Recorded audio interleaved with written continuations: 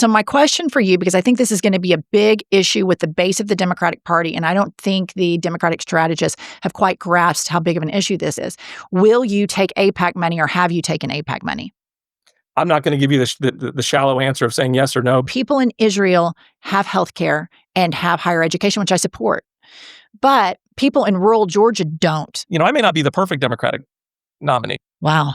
Well, I appreciate your perspective. Obviously, you've got a lot of passion behind your perspective. Wow. Issa. Okay. Issa? Yes. Issa Galloway. Issa Galloway defines the mission. Kind of a show that will put people on the edge of their seat. Because it leads to the future with a more sophisticated approach.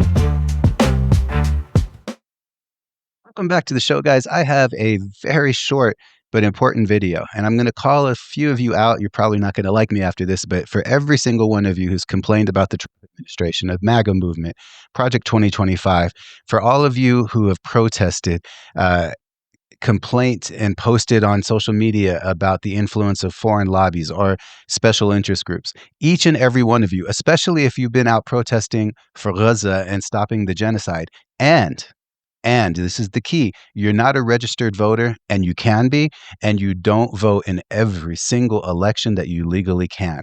You are not putting your muscle, your power where your mouth is, and it's a huge problem. There's not going to be a better example than the video I'm about to share with you of Geoff Duncan, former Republican, running for office in Georgia. Let's get right into that video so you can see what I'm talking about. I may not be the perfect Democratic nominee, but I feel like the best positioned one to win this race and to start to get this shit back on track. And to your broader point about the lobbying efforts, the special interest groups, there's lobbyists for folks that have big checkbooks, right? But the average person doesn't have that same understanding, doesn't have that same influence. And so that's for me. I want to go represent a majority of the folks that are in there and see how to tug the reins of control out of those special interest groups. And they're always going to be there. I don't want to be this unicorns and rainbows person, but return a process that actually matters to the average person showing up, raising a family, working, doing the things they want to do, chasing their career, trying to retire. Like that person doesn't really have a lobbyist fighting for them. That is true.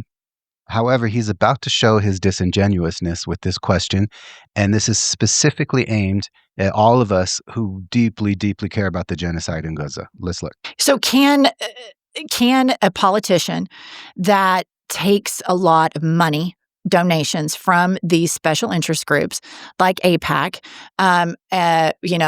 can that person then unequivocally go help the average American family? Because the way I see it, Geoff, is we are sending hundreds of millions and billions of dollars to Israel, and people in Israel have health care and have higher education, which I support. But people in rural Georgia don't. They don't have that. And because of the big, beautiful bill, a lot of those people in rural Georgia are going to be losing their health care. They're going to be losing their hospitals. So my question for you, because I think this is going to be a big issue with the base of the Democratic Party, and I don't think the Democratic strategists have quite grasped how big of an issue this is. She's exactly right. The Democratic strategists, the reason they're not endorsing Mamdani, the reason they're going after the people in Minnesota and every Muslim elected official is because they are representing their donors and special interests and not the people. And there's a reckoning coming. In fact, there's been recent polling that shows the dissatisfaction with Democrat leadership is almost exactly the same as the dissatisfaction with Republican leadership back in 2014, the year before Donald Trump took over the GOP. This is a huge point. But also, I wanted you to notice how many times he's been blinking since she brought up AIPAC. It just reveals his nervousness to even think about this issue. And he's totally unprepared for what's coming, and he should have been prepared. But let's get back into the video because I want you to see how he responds. Will you take AIPAC money, or have you taken AIPAC money? I'm not certain if I've taken it or not. I've been in office 10 years. It doesn't jump out at me. Office 10 years. He's been a politician for 10 years, and he doesn't know major donors. He doesn't understand that one of the biggest, most influential lobbies in America, if he's taken money from them or not. Come on now, he's lying straight out of his teeth. As I'm taking it, but I think the most important part is... But will you for this race? I have no idea. I haven't even thought about it. I've only been in 3 days. But okay, come on, Geoff. You have to... this is like there's a genocide going on right now. And I mean, and even human rights, Israeli human rights groups see this, that the United States of America is funding. To see these. Yeah, and he's going to pander here and to talk about, his morals, about how he can't stand it, how he doesn't like it. But again, you see the nervousness in his face. You see him gulping because he probably does take AIPAC money and he doesn't want to admit it. He's in a political rough spot, but he doesn't have a spine. He hasn't thought through where he's going to stand on this issue. And that's a huge problem. Kids starving. And to not know if you're going to be beholden to the Israeli lobby is to me, is not something that should take time to think about, because you started off this interview with us talking about your faith. I think there's two important distinctions to make. I think there's whatever somebody wants to write a check and send in a contribution, it is what it is. But do you have this? Do you have the spine and tenacity to do the right thing? And I think that's exactly what I've done. That's the track record. I mean, I think that's the separation factor. So will you take AIPAC money in this race? I have no idea. I haven't even thought about it. He's had time to think about it because it's the second time she asked him. And then for him to say, do you have a spine and to do the right thing? He's not answering the question because he knows with donations come expectations. And this is why it's so important that people become a reliable voting bloc, because a politician would rather take donations and have the ability to reach people who have been civically engaged traditionally and have a track record of showing up at the polls and supporting the campaign. If you're not a reliable voting bloc, if you don't come when they filter out all the registered voter list as someone who is a most likely voter, your voice matters less. And I don't care what you try to say about why you don't vote. The whole fact that the GOP and the MAGA movement in particular has been purging voter databases to make it where people can't vote, making it more difficult for people to vote, and then making it where they're taking away voting options is proof positive that voting matters. And then this guy's predicament and his lack of ability to take a moral stance, even though he's being presented with a very popular podcast and their opinion that the base is not going to agree with him on this, he still stammers because no matter how popular it is in the news, no matter how big the crowds are at the protests, if it's not also translating to massive votes when the elections come, the power will stay with the people who vote regularly and who donate regularly. This is why civic participation is your insurance policy for the things you care about. Again, back to the video. I just hope this is clear for y'all. You have to be a voter if you can be, vote, and you have to vote consistently in every election you're eligible to vote in. Wow. But I can assure you of this. My answer on Israel is that this is just an awful humanitarian crisis. And as governor of Georgia, we will do all we can do to deliver that humanitarian aid and work with as much, and also to end the war. I mean, these hostages need to be returned. The war needs to end. But this is the thing that I think we all need to focus our. So he led right there with these hostages need to be returned.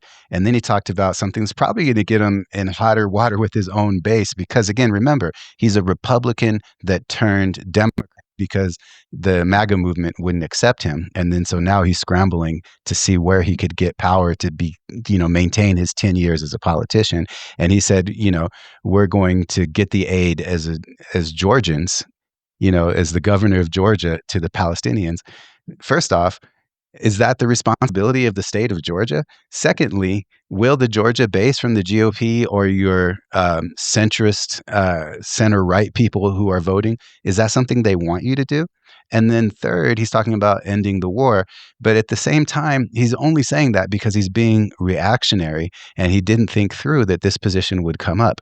And this is another reason why we have to make Palestine and the genocide in Gaza a central issue at every single race we can, whether it's the school board election in your neighborhood, whether it is, a city council election, all the way up to the federal elections.